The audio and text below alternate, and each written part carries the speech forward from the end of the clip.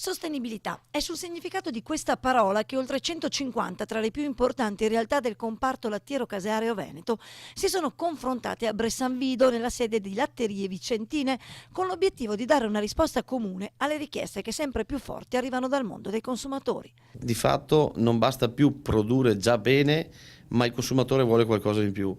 E ci siamo confrontati e ci siamo posti degli obiettivi futuristici, ma di fatto immediati. Incrociando i dati emerge chiaramente infatti che la pratica della sostenibilità, intesa come cura dell'ambiente e di chi vi lavora, animali compresi, ma anche come attenzione alla qualità dei prodotti proposti, stia guadagnando terreno in tutto il mondo.